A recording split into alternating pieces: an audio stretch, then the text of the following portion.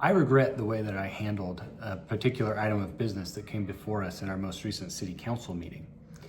And if I had it to do over again, I would definitely do it differently. And I want to give you a little background on what exactly I'm talking about.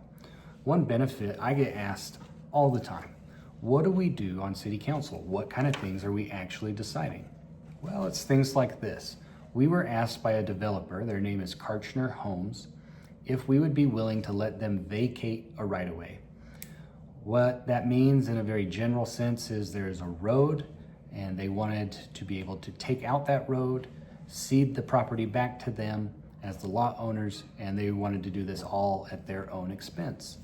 I've got a map here to kind of explain what I'm talking about. The road in question is called Saunter Lane. It's this one right here.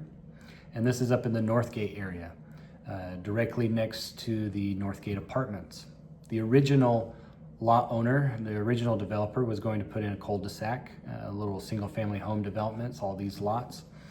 But then they sold all of these lots, every single one of them, to Karchner Homes. And Karchner wants to put in a multifamily housing unit, much like the Northgate Apartments. And obviously, if that's what their intentions are, they don't need this road and they don't want it there. So they were asking our permission to get rid of it. Now, the big issue is there are people who live right across the street in single family homes, and they're not exactly thrilled about the idea of a apartment complex being right in their backyard. So, as part of this action in our meeting, we had a public hearing, and there were people who could speak for or against, and there were people that spoke against this action. Those people that live in those homes did not want us to allow Karchner Homes to take out that road. And they spoke very passionately, and they had solid arguments. It was very understandable that they did not want this to happen. I completely understand it. Ultimately, after the public hearing, I made a motion that we should allow Karchner Homes to vacate the right-of-way. The reason that I did this, and I believe it was the correct decision, is there is criteria that you have to meet. You have to apply to vacate a right-of-way, and if you meet all of the criteria in the application, there's really not much justification to deny it.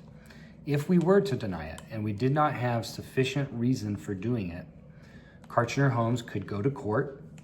They could ask for judicial review of our decision as a council.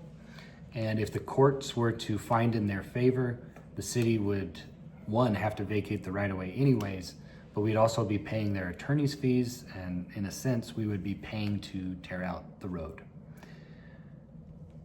What I regret, and the problem that I have started to recognize, is that I made no comment, there was no debate, and I gave zero explanation for why I made that motion and why I voted the way that I did. And I can completely understand why people would be upset about that.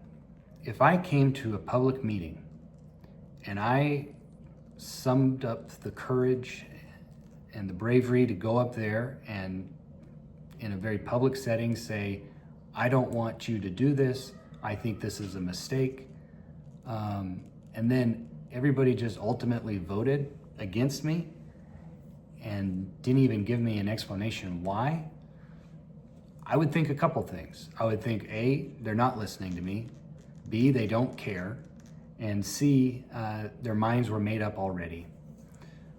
The unfortunate part is none of that is true.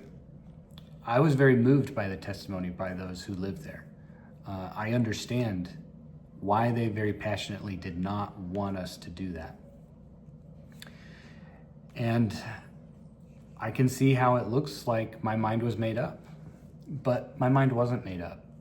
As I listened to their arguments, and as I read the application from Karchner Homes, in my mind, I was trying to think of any possible way that we as a city could give justification for denying that vacate of the right-of-way.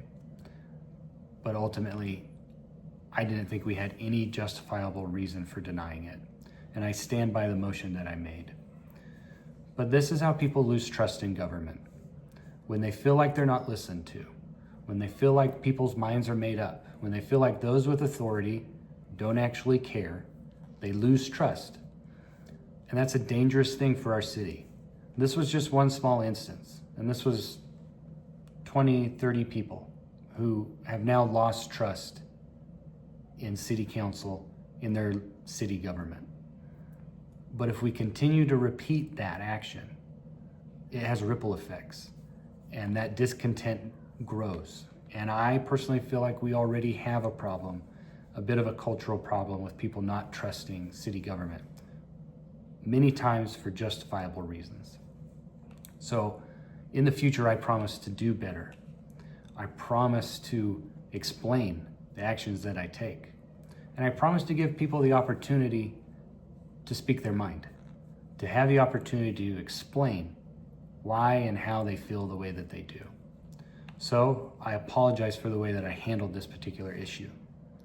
It was wrong the way that I did it. I should have explained what I was thinking and why I voted the way that I did. And in the future, I will do that in public meetings for the record. Thank you.